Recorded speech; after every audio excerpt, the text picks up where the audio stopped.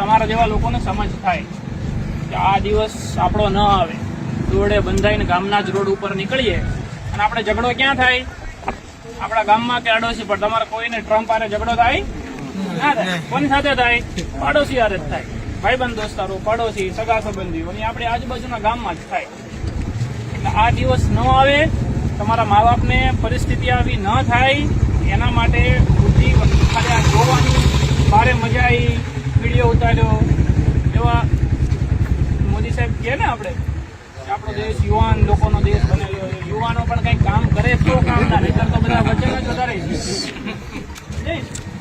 એટલે આમાંથી શીખવાનું. અને આ બધાનું હું જોઉં છું ને તો તમને જોઉં ને, આ છોકરાઓને જોઉં ને તમને જો બધા એક સરખા લાગો.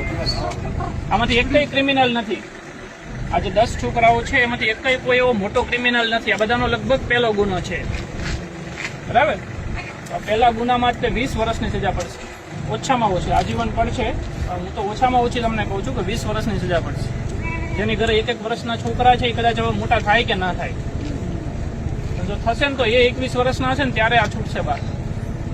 એટલે આ બધું થોડું મગજમાં લેજો. આપણા મા બાપ માટે તમે હસો સાવ નાલાયક, પણ તમારા મા બાપ માટે તમે ઘરેણા છો, બરાબર? એટલે આ દિવસો ન આવે, તમારી પાછળ રખડતા ના થઈએ, બરાબર? જોવાનું, ખાલી આવા સોશિયલ મીડિયામાં નહીં પડ્યું રહેવાનું. કામ કરવા સિવાય બીજો જે ધંધો કરશો એમાં આ જ દિવસ આવશે, બરાબર? ઉતરે છે ખોપડીમાં? હે? ખાલી હાથ પાડો છો. સારું, ચલો.